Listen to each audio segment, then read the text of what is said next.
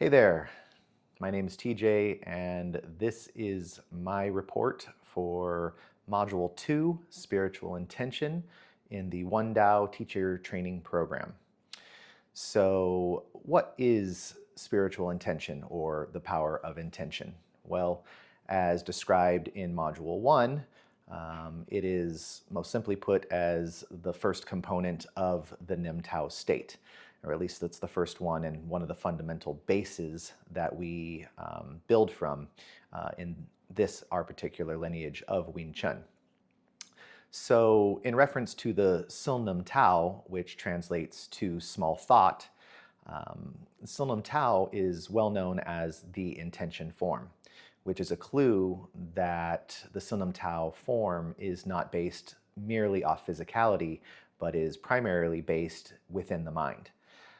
The idea that the Silnam Tao form is based on intention can pretty much be broken up into three areas of intention. The first one being one's highest intention, also referred to by some as the spiritual intention. I also consider the concept to encompass the idea that it could be someone's deepest intention, the intention that comes from the deepest place of one's heart and soul. The second area of intention can be expressed as potentially life's intentions, what hopes, goals, and aspirations you would want for your ideal life, and how one would likely manifest those hopes, goals, and aspirations in their physical forms. And thirdly, the concept of intention would be what might be categorized as martial intentions, or intentions that are aligned with one's physical and martial training and mastery. So, though there may be elements of contemplating and the concepts of considering within intention, intention is actually set apart from the concepts of contemplation. As internal artists, martial artists, we do aim to enter a state of contemplation, almost consistently. Similar to meditation, which is the dedicated practice of intentionally spending time with your mind, often through focused attention or attuned mindfulness. And though contemplative meditation can be something that is practiced more ritualistically on a daily basis, it can also simply become a way of life as you pass through the moments of your day. The term stoicism comes to mind as a concept of constantly, deeply contemplating our actions and happenstance that occurs around us constantly. As such, intention is more congruent with the concept of aligning ourselves with the living energy that surrounds us, that binds us and exists throughout the entire universe and potentially all dimensions. This energy is also known in many different cultures as chi, prana, or if you're a fan of science fiction, potentially concepts like the Force in Star Wars. In our Wing Chun lineage specifically, we simply refer to it as the Nim Tao state. When we search deeply within ourselves and begin to attune our frequency to what we truly intend for our soul, our life, and/or our physical relationships within this world, we come to a level of peaceful power that transcends most barriers and allows us to manifest our highest potential within our spiritual life, our intellectual life, our emotional life, our personal health, our well-being, also within our romantic relationships, our friendships, our parenting relationships, not to mention our careers and our financial lives. Ultimately, we end up landing on what types of environments and lifestyles we deeply envision in order to live out a fulfilling and balanced existence. As Sifu would say, when you align yourself with the power of intention as opposed to aligning yourself with desire to use force for a certain outcome, you start to realize what's in the way, and things tend to manifest much more simply and smoothly. Finally, in the quest to attune to the frequency of our highest intention, we are ultimately looking to become forceless. So, what is forcelessness?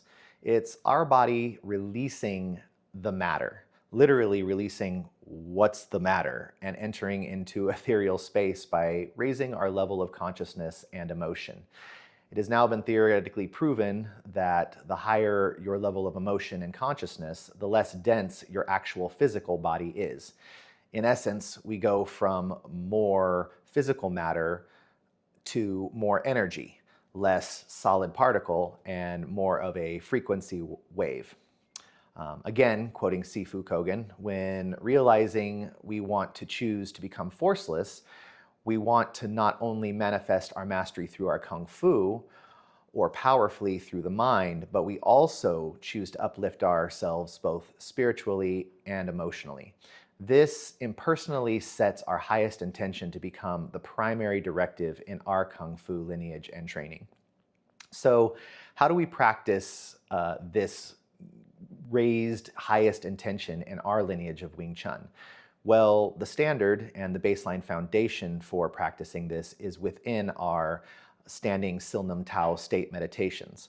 Why do we meditate standing? Well, we don't really practice Kung Fu much sitting down, so I think that's really in line with kind of the idea, the concept, and being able to attribute the energetic pathways through a physical standing platform. Though we are allowed, and Sifu often lets us sit or lay down, I prefer the standing meditation. It just seems to in-tune me much quicker and easier with the concepts of the energy flowing through me in kind of actual time and actual space. So within the standing meditation, we first align ourselves with our highest intention, then we raise our emotion, get a happy sense of joy, feeling, levity, something in a higher frequency that feels good. And then we attribute that to our highest intention. Afterwards, we refocus and bring our awareness down to our center, aligning ourselves and raising energy through our center line, which is in many different cultures known as the central meridian, also known as the Sushumna in Vedic terms. We rise energy through this central meridian and allow it to extend past the crown of our head. Once past there, we allow it to kind of fountain off and come back down, washing over us, washing through us, since it's energy as well.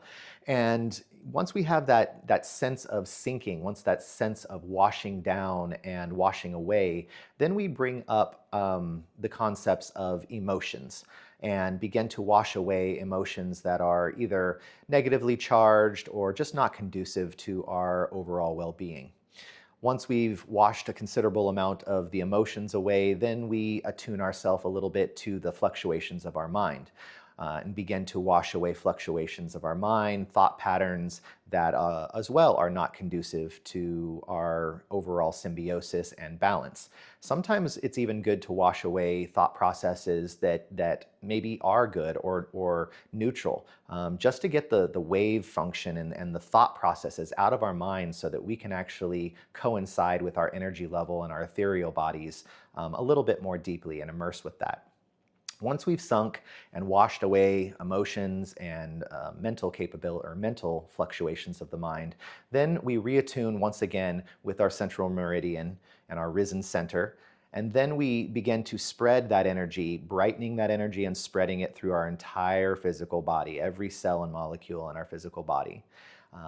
But that might not even be the boundary. Many times, and we actually expand that energy even outwards past our physical body into our ethereal aura that surrounds us and kind of encapsulates us in our own energetic and ethereal ambrosia, so to speak. The more we connect that energy with the energies that surround us, the more we start to actually meld and immerse ourselves and become the energy that is surrounding us, AI or AKA the state, the energy, the force, the chi, the prana.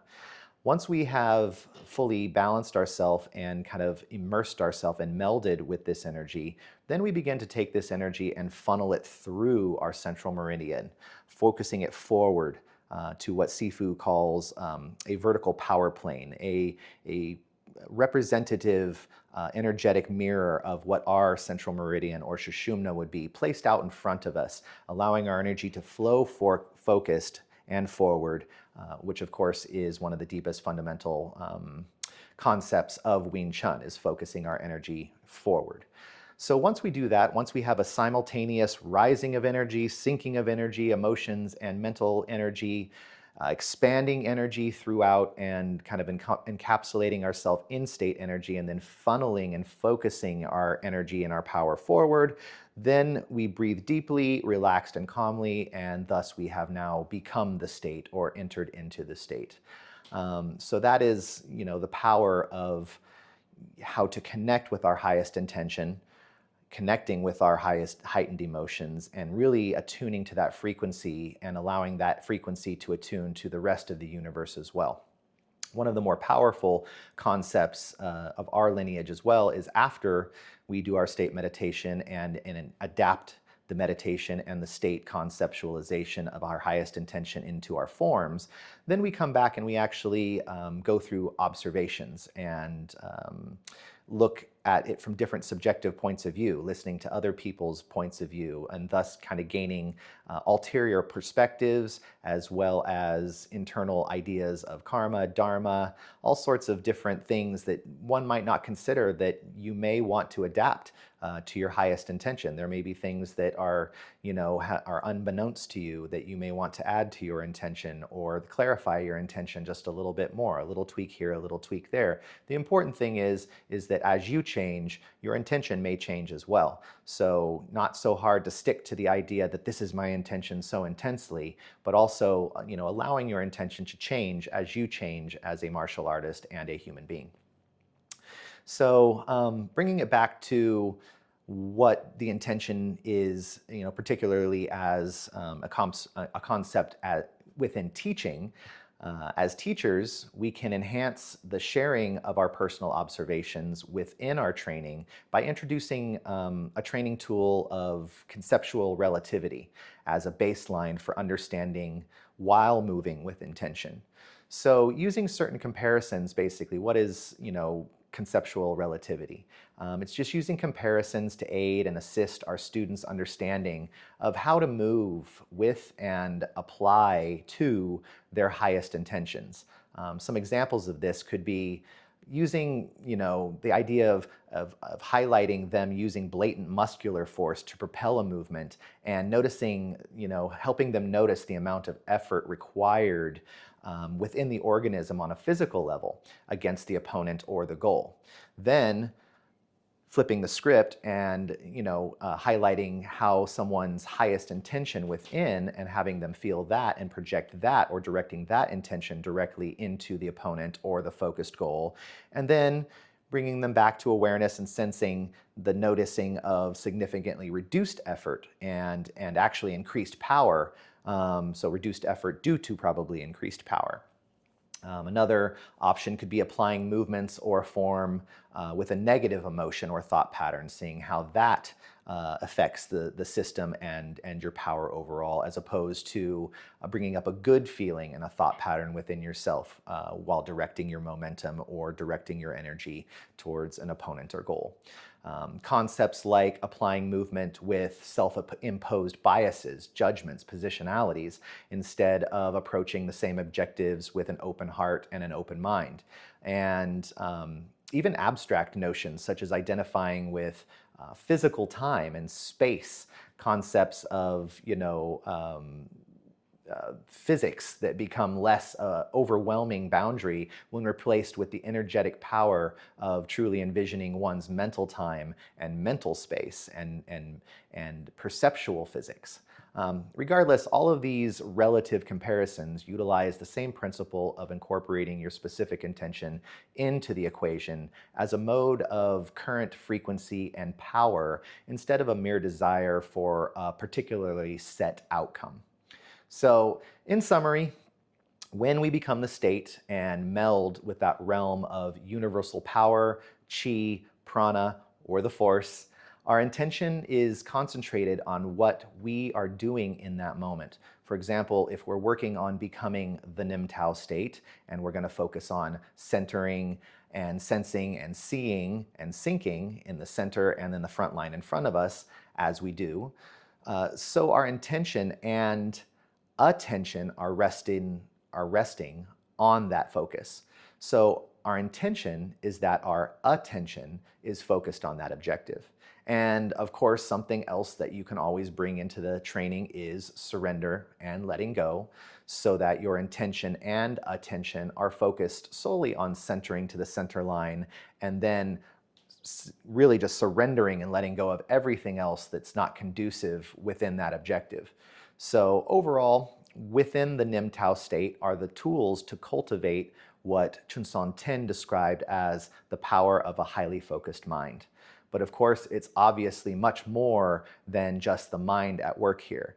The power of a highly focused mind is also energy, emotions, and our body.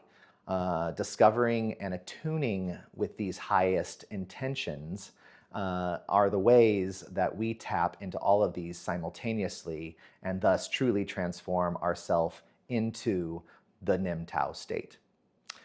Thanks for listening, and I'll see you in Module 3. Thanks.